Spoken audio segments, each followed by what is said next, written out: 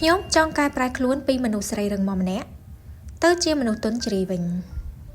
ចាសសួស្តីបងប្អូនទាំងអស់គ្នាស្វាគមន៍សាជាថ្មីមកកាន់សំឡេងជីវិតថ្ងៃនេះនាងខ្ញុំទទួលបានរឿងមួយដែលជាការចែករំលែករបស់បងប្អូនស្រីម្នាក់ដែលសុំមិនបញ្ចេញឈ្មោះ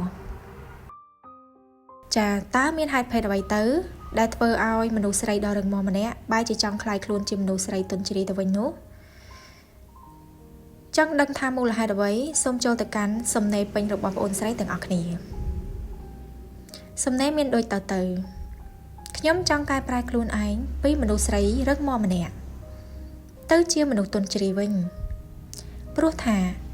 ធ្វើមនុស្សស្រីរឹងមាំគឺហត់នឿយខ្លាំងណាស់ហើយមានសម្ពាធណាស់ចំណាយក្នុងផ្ទះហើយនឹងបំណុលគឺខ្ញុំជាអ្នករ៉ាប់រងទាំងអស់តែក្នុងមួយឆ្នាំគឺមានមួយខែ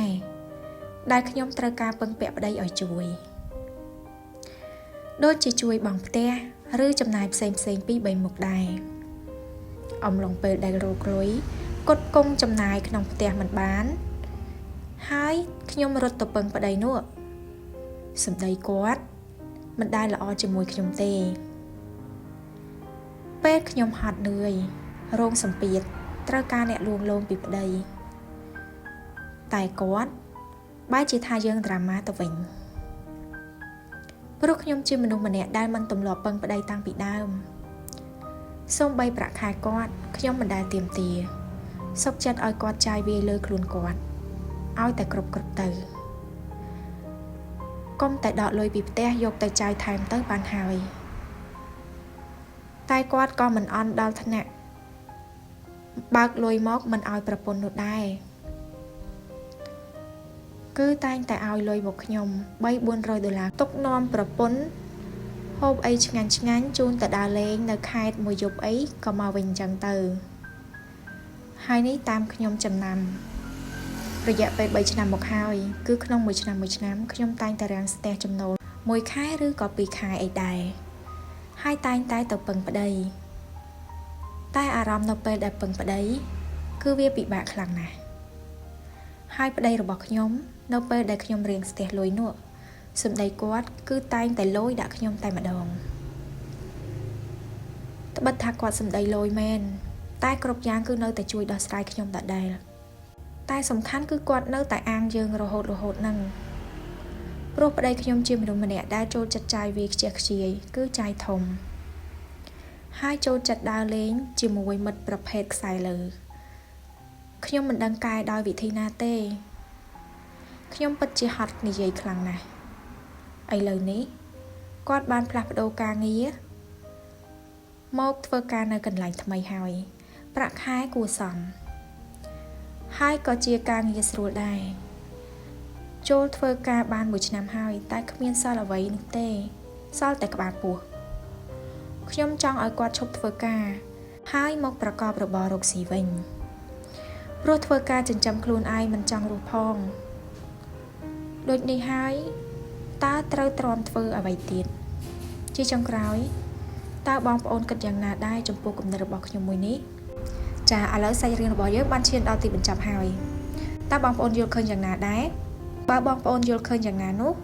សូមធ្វើការ comment នៅខាងក្រោមវីដេអូនេះបានណាហើយចំពោះនាងខ្ញុំវិញ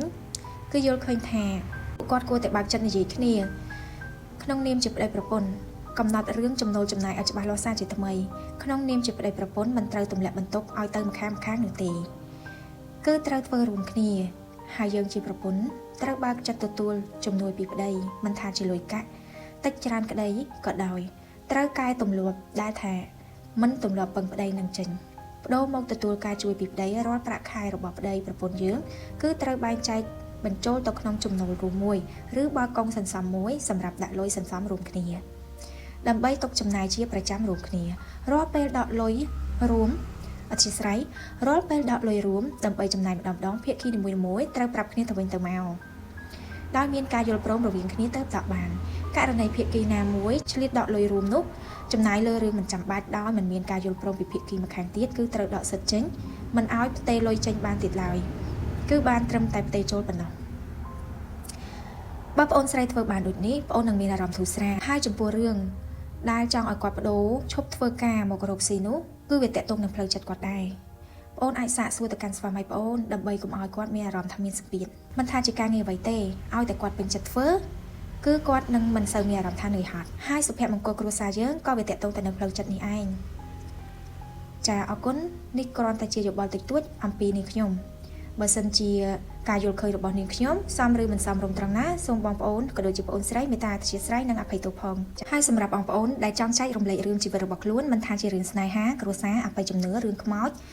ឬក៏វិបត្តិក្នុងចិត្តអ្វីនោះទេបងប្អូនអាចធ្វើការចែករំលែកបានតាមរយៈ link ខាងក្រោមមានជា link Telegram និង Facebook Page ជាចុងក្រោយនាងខ្ញុំសូមអរគុណដល់បងប្អូនទាំងអស់គ្នាដែលចំណាយពេលវេលាតាមដានស្ដាប់តាំងពីដើមរហូតដល់ចប់និងសូមខន្តីអភ័យទោសចំពោះកំហុសឆ្គងពាក្យសម្ដីត្រង់ណាមិនសមជួបគ្នានៅវីដេអូក្រោយទៀតជម្រាបលា